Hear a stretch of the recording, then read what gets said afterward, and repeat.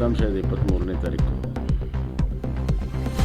ಬೆಳಗ್ಗೆ counting start ಆಗುತ್ತೆ. ವಿಶ್ವಾಸ ಇದೆ. ಚುನಾವಣೆ ಸಂದರ್ಭದಲ್ಲಿ ಜನ ಅಭಿವ್ಯಕ್ತವಾಗಿರುವಂಥ ಬೆಂಬಲ ಮತಗಳ ಮುಖಾಂತರ ನಾಳೆ ದೊಡ್ಡ ಅಂತರದಲ್ಲಿ ಭರತ್ ಬೊಮ್ಮಾಯಿ ಗೆಲ್ತಾರೆ ಅಂತ ವಿಶ್ವಾಸ ನನಗಿದೆ.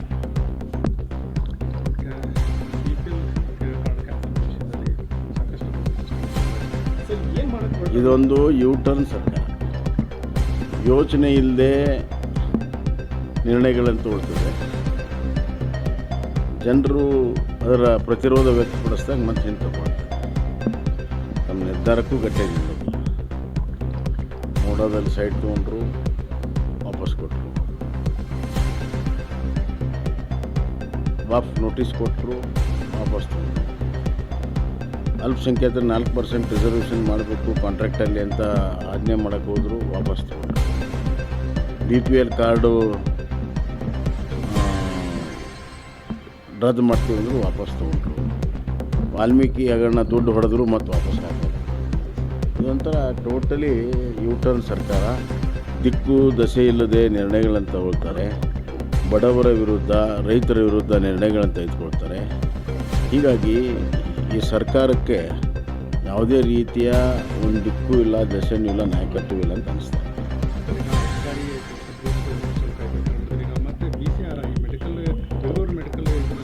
ನೋಡಿ, ನಾನು ಯಾವಾಗ ಹೇಳ್ತಾ ಇದ್ದೀನಿ, ಬಜೆಟಲ್ಲಿ ಸುಮಾರು 15,000 ಕೋಟಿ ರೂಪಾಯಿಯಷ್ಟು ತೆರಿಗೆಯ ಹೊರೆಯನ್ನು ಕರ್ನಾಟಕ ಜನತೆ ಮೇಲೆ ಹಾಕಿದರು. ಸ್ಟ್ಯಾಂಪ್ ಡ್ಯೂಟಿ ಹೆಚ್ಚು ಮಾಡಿದರು, ಮೋಟರ್ ವೆಹಿಕಲ್ ಟ್ಯಾಕ್ಸ್ ಹೆಚ್ಚು ಮಾಡಿದರು, ಅಬಕಾರಿ ಹೆಚ್ಚು ಮಾಡಿದರು. ಬಜೆಟ್ ನಂತರ ಮತ್ತೆ ಸ್ಟ್ಯಾಂಪ್ ಡ್ಯೂಟಿ ಮತ್ತು ಇದರದ್ದು ಲ್ಯಾಂಡ್ ವ್ಯಾಲ್ಯೂಸ್ ಹೆಚ್ಚು ಮಾಡಿದರು. ಬಜೆಟ್ ನಂತರ ಹಾಲಿಂದ ಹೆಚ್ಚು ಮಾಡಿದರು, ಮತ್ತು ಆಲ್ಕೋಹಾಲ್ ಹೆಚ್ಚು ಮಾಡಿದರು. ಈಗ ಆಸ್ಪತ್ರೆ ಸೇವೆಗಳನ್ನು ಕೂಡ 2 ಪಟ್ಟು 3 ಪಟ್ಟು ಹೆಚ್ಚು ಮಾಡಿದ್ದಾರೆ.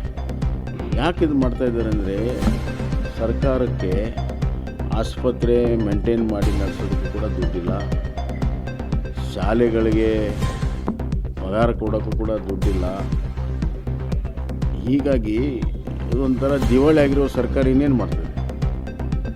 ಆಮೇಲೆ ಎನ್ವೈರ್ಮೆಂಟಲ್ ಪಶ್ಚಿಮ ಘಟ್ಟದಲ್ಲಿ ಹರಿದು ಬಂದ ನದಿಗೂ ನೀರು ಹಾಕಿ ನೀರಿಗೂ ತೆರಿಗೆ ಹಾಕ್ಬೇಕಂತಾರೆ.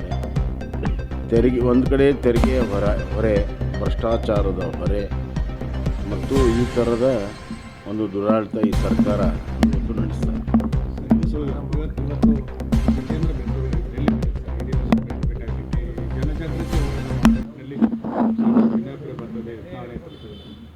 ಇಲ್ಲ, ಅದನ್ನು ಈಗಾಗಲೇ ಹೈಕಮಾಂಡ್ನವರು ಈಗಾಗಲೇ ಅದ್ರ ಬಗ್ಗೆ ಗಮನ ತೊಗೊಂಡಿದ್ದಾರೆ.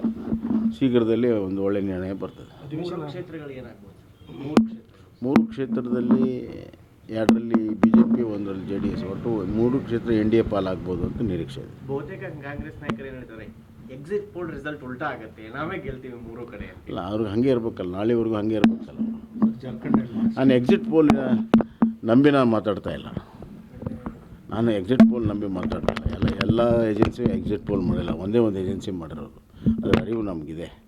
ಎಕ್ಸಿಟ್ ಪೋಲ್ ಅಲ್ಲ, ಜನರು ನಾವು ಹೋದಾಗ ಏನು ಅಭಿವ್ಯಕ್ತಿ ಮಾಡಿದ್ರು ಅದರ ಮೇಲೆ ನಾನು ಹೇಳ್ತಾ ಇರೋದು. ಮತ್ತು ಈ ಸರ್ಕಾರದ ದುರಾಡಳಿತಕ್ಕೆ ರೈತರು, ವಿದ್ಯಾರ್ಥಿಗಳು, ಹೆಣ್ಮಕ್ಳು ಎಲ್ಲರೂ ಬೇಸತ್ತಿದ್ದಾರೆ.